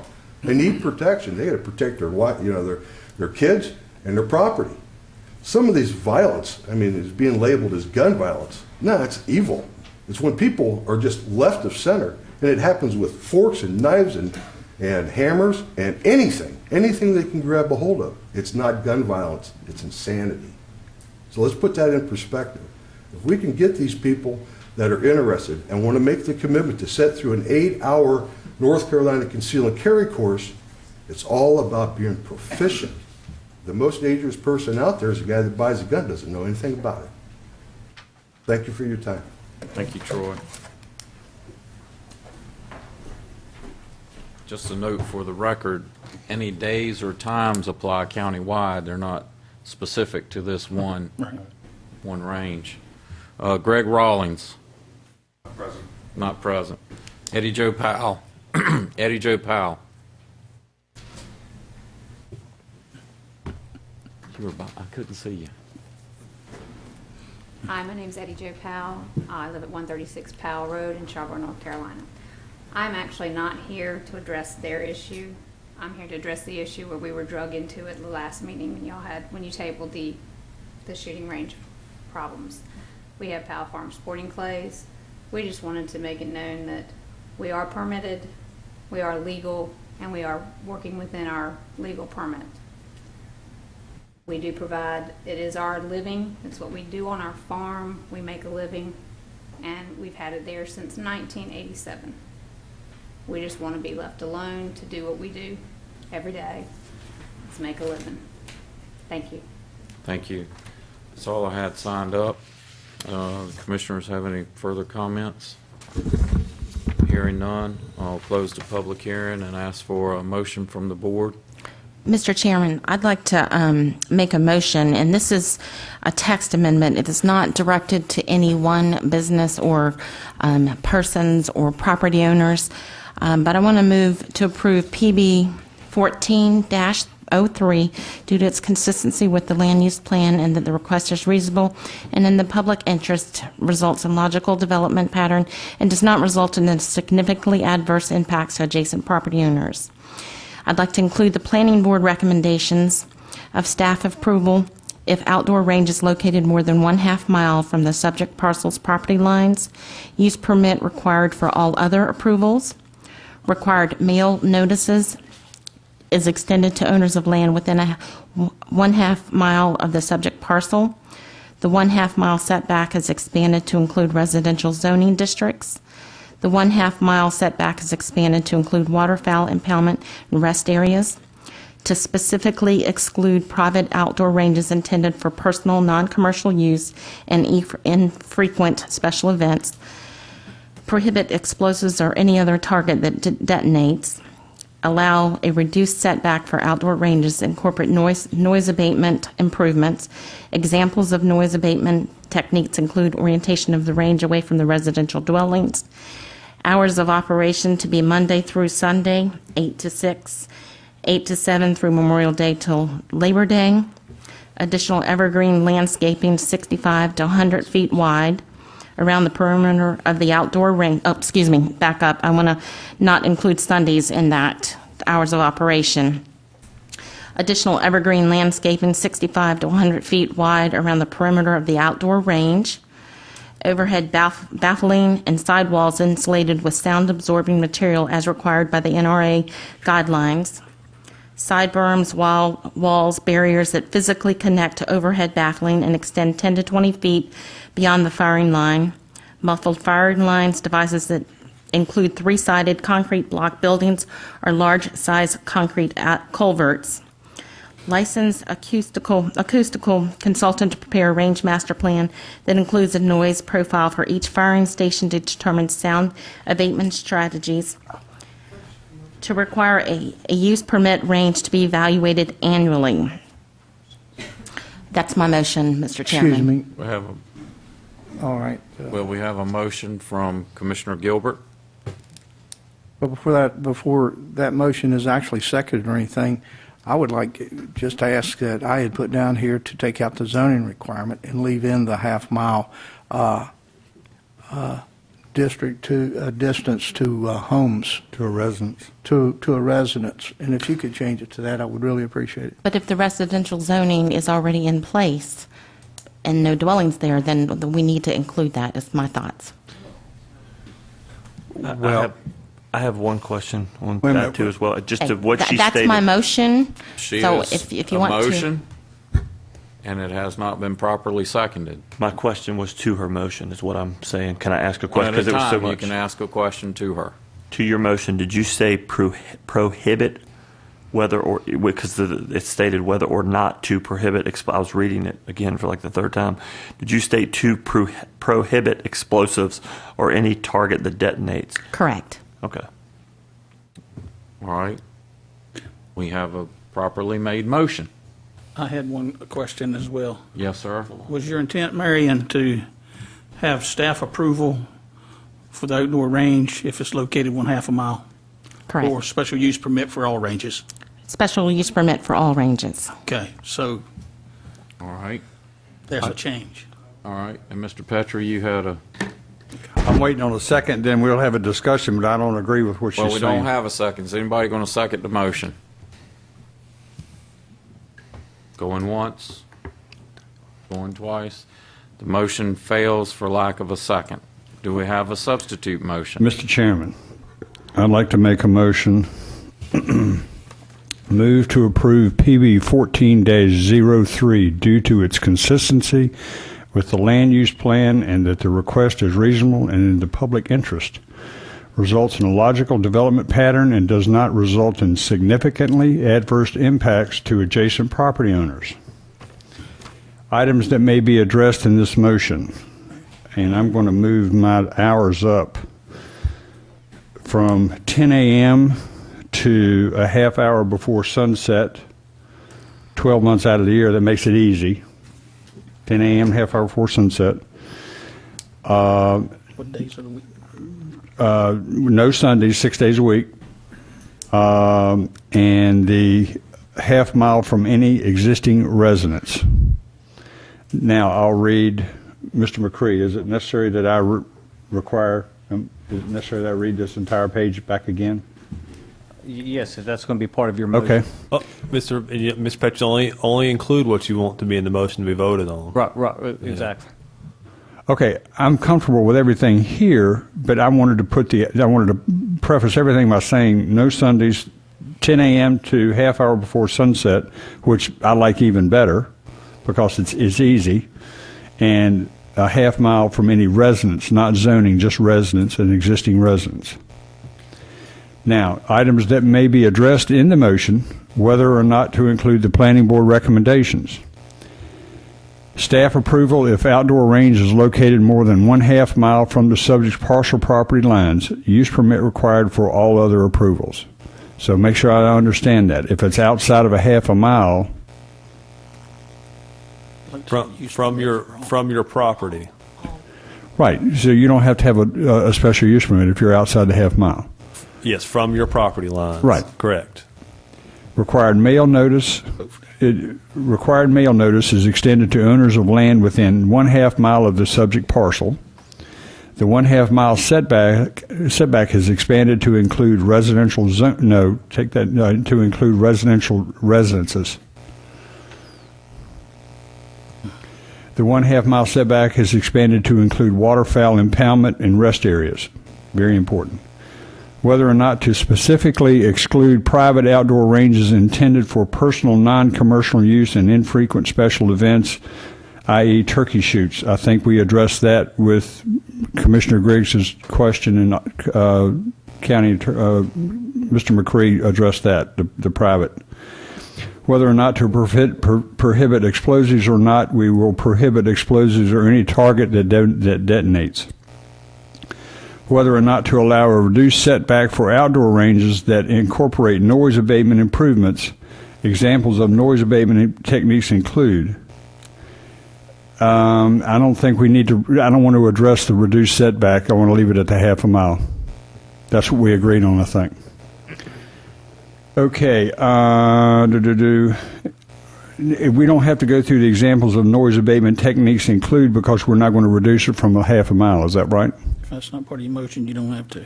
So I'm not going to include that in my motion. Okay, then I'll go down to number 5, whether or not to require a permitted range to be evaluated annually to review the number of noise complaints received. If the county receives an excessive number of complaints, the range would need to integrate sound abatement strategies or discontinue operation. I think that's very important. That's my motion.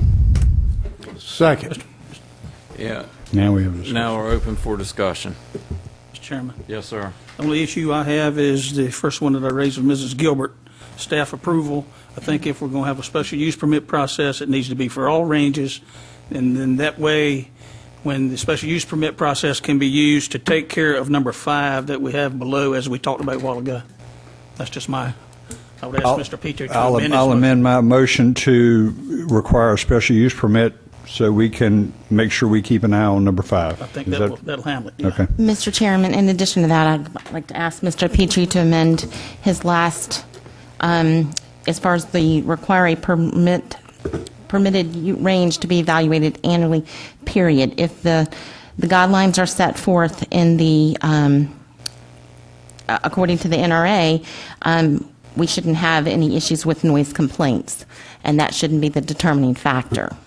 I think, no, I don't want to take that out because the NRA is setting standards, but the NRA is not here to hear it. I'm not going to amend my motion. I want an annual review. And I think that's why Commissioner Idlet was talking about having the special use permit, and I think they're tied together, if I'm right.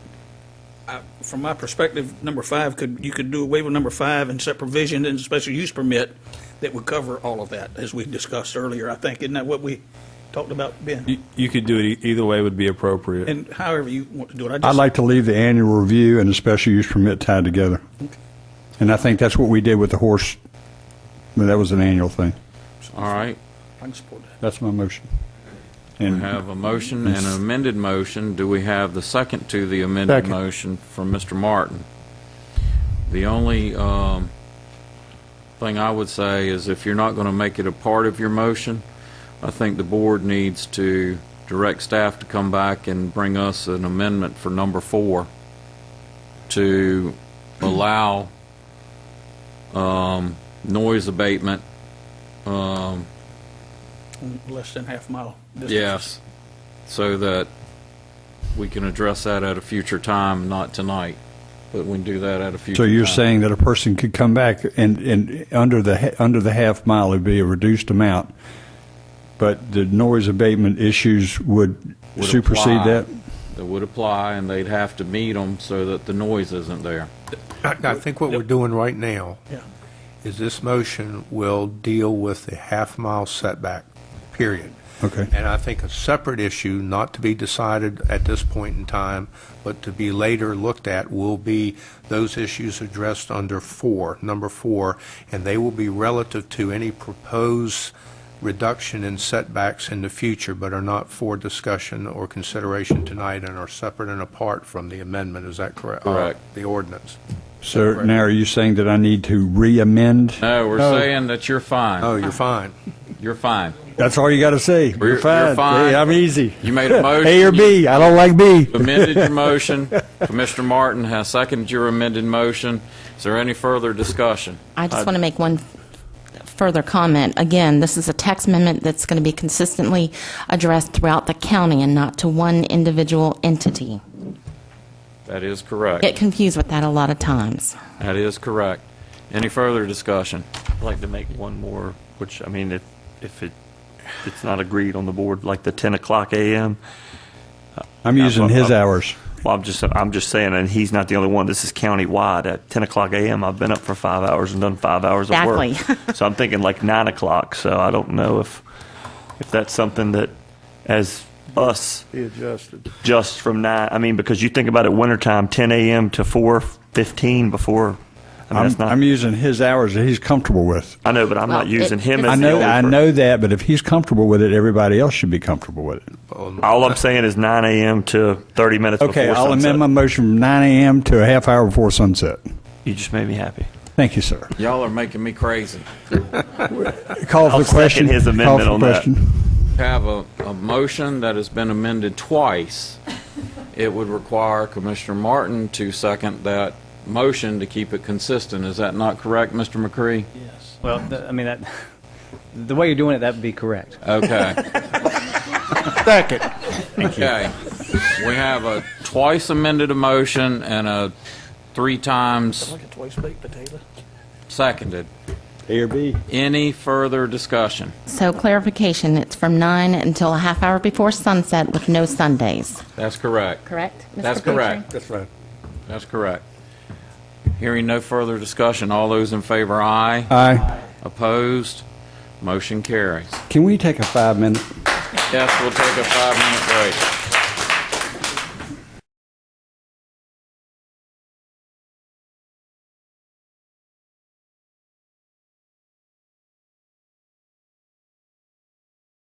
I'd like to call the meeting back to order. We were talking peaches. Oh, yeah. Won't be long.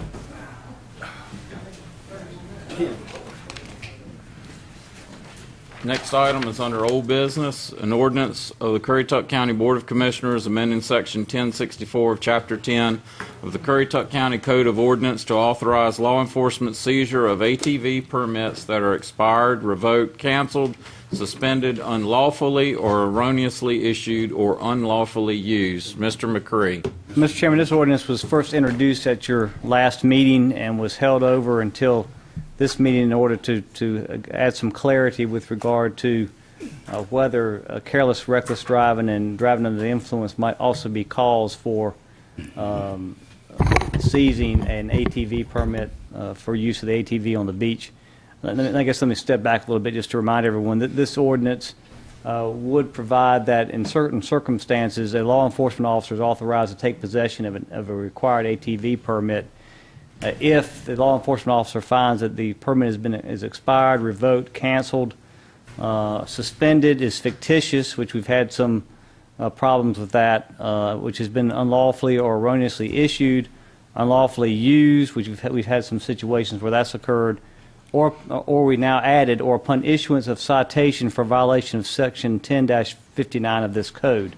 10-59 of the code is the provision that prohibits careless and reckless driving on the beach and also prohibits driving while under the influence. So that is a change from the last meeting when this ordinance was first introduced, and I would recommend it to you for your consideration. All right. Anyone have any questions of Mr. McCree? Just maybe an observation just relative to the enforcement of the DUI statute and careless and reckless. That was a previous conversation with Mr. Ike today. I inquired as to whether that portion of the beach is considered under North Carolina state law a public vehicular area. Yes. And it is. Thus, any enforcement or any statutes that the state has relative to DUI or reckless driving would also be enforceable by county deputies. Is that correct? Yes. Let me also note that Currituck County has a 1985 session law or special act by the General Assembly authorizing the county to, by ordinance, regulate, restrict, and prohibit the use of motor vehicles on the beach. So it's under that authority as well that you were taking this action tonight. Any other questions? Hearing none, we need a motion. Mr. Chairman, I make a motion that we approve the ordinance. I asked Mr. McCree, after consultation with Lieutenant Banks, who's in charge of the beach, there was some special circumstances of repeat offenses of reckless driving, careless driving, and as Mr. McCree said, unauthorized use of other people's permits. And we just need to stop it. That's all, very simply. And so we both agreed to this, and I think it's good, and I certainly support it. So I ask that we approve it. That's your motion to approve. And I second that motion. Second. Any further discussion? Hearing none, all those in favor, aye. Aye. Opposed? Item B, an ordinance of the Currituck County Board of Commissioners defining and regulating peddlers and solicitors in Currituck County, rather. Mr. Chairman, this matter was also introduced at your last meeting and was held over until we had the opportunity to receive from the North Carolina State Bureau of Investigation their review and some suggested modified language to the ordinance that would allow for the Currituck County Sheriff's Department to access the Division of Criminal Information Network to run criminal background checks on applicants for a peddler or solicitor license in the county. The purpose for this ordinance is because, in particular, last year, and now we're understanding this happening again already this summer, of aggressive individuals who are coming into the county and going door to door seeking to, in some instances, people feel forced to entertain their offers to buy wares that these citizens in Currituck County have no use for, no desire for, and some are actually becoming fearful of these persons going door to door. This ordinance would then require peddlers and solicitors coming into Currituck County to make application with the Currituck County Sheriff's Department for issuance of a permit in order to go door to door peddling and soliciting sales of different goods and products within the county. Other highlights would also, in addition to the application and requiring a permit, it would limit anyone who is issued a permit to operate only between the hours of 9 a.m. and 6 p.m. During Eastern Daylight Time and 9 a.m. to 5 p.m. during Eastern Standard Time. The peddler solicitor permit would have to be carried by the peddler or solicitor at all times and in such a way to be clearly visible to a reasonable person of adequate vision. That is, if they go to come to someone's door, they got to have it on them so they can see it at the door. And then all other permits or licenses required by law would have to be obtained, including any state work permits required for anyone who's under 18 years of age. The important aspect with regard to the permit application, and while we needed comment and review by the State Bureau of Investigation, is that a applicant is, among other things, required to be photographed by the Sheriff's Department and be fingerprinted, and then that will allow for a criminal background check of the individual. Now, understand that, and as I understand it, that the type of criminal background check that will be run will cover all of North Carolina, and you'll know specifically what offenses the person may have been charged with or convicted of in the past. But it is not a true nationwide criminal background check, although I'm told by folks that do this that it will show you whether there's a hit in another state. So the Sheriff's Department will at least be able to determine whether someone has been truthful on their application and identified any and all criminal offenses that they may have been charged with or convicted of in other states as well. So it still will be a helpful and useful process. The other points I want to make are the exceptions. We went over these at the last meeting and received some good comments from, in particular, John Snowden at that meeting.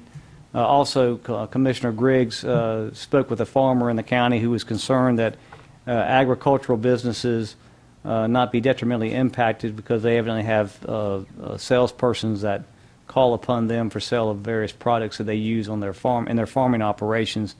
I felt like already the exemption was broad enough that exempted the sale or delivery of goods to business establishments, but we've added into the ordinance, including but not limited to agricultural establishments to cover that concern.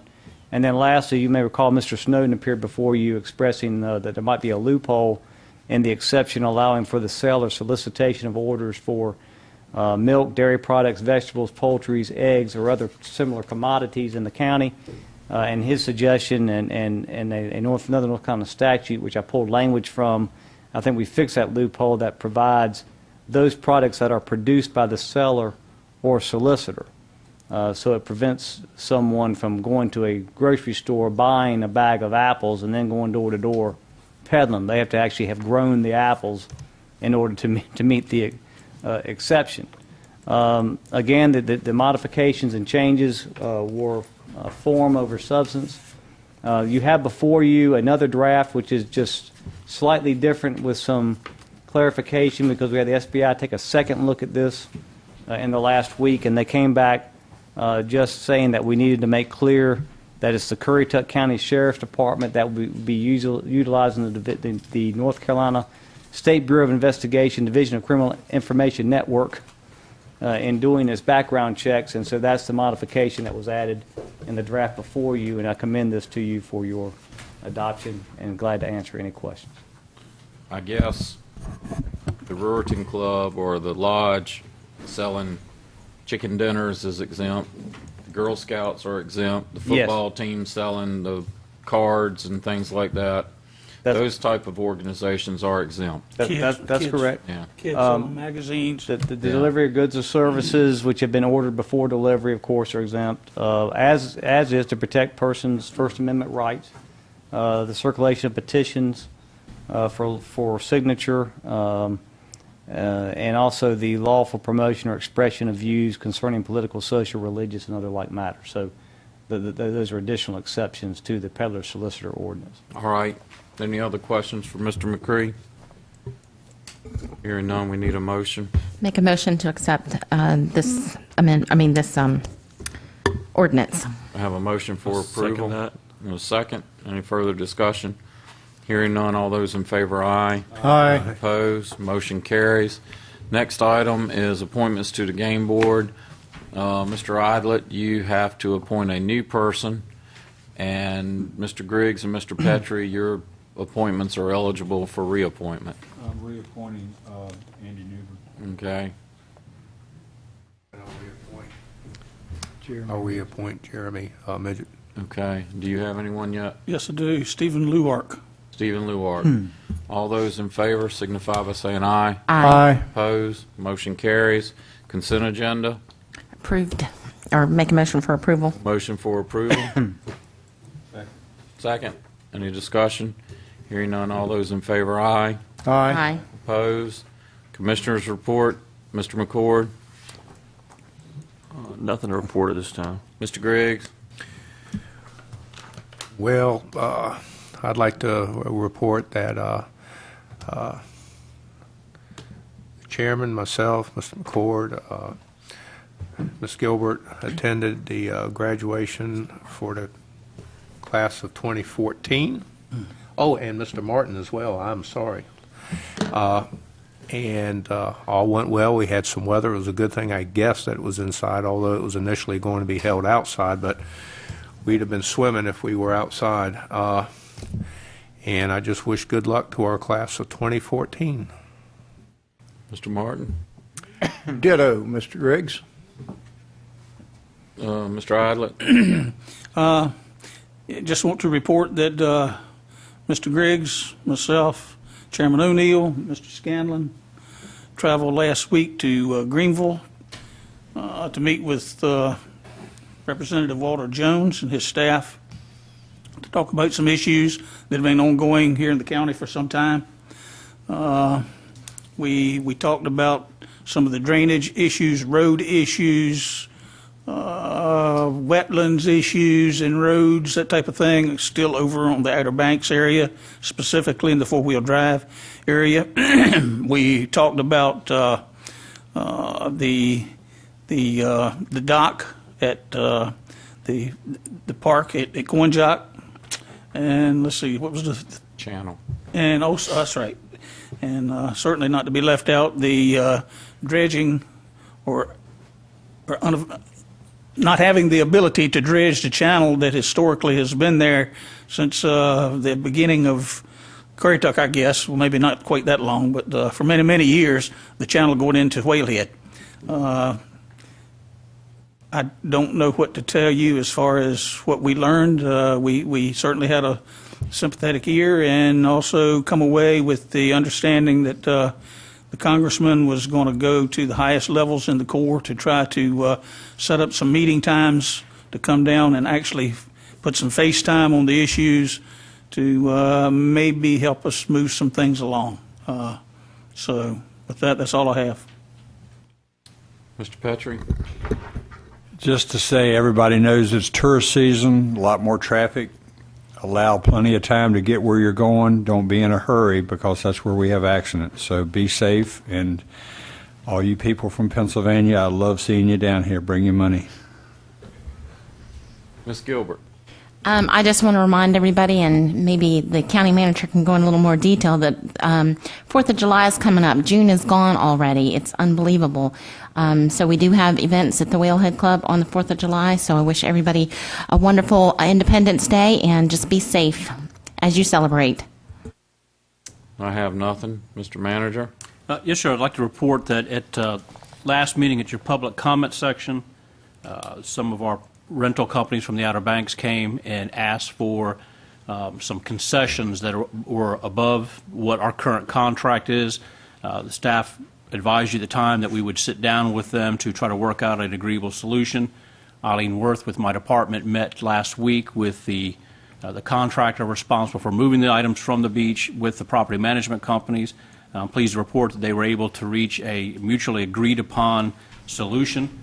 The rental companies are asking for a level of service above and beyond our contract.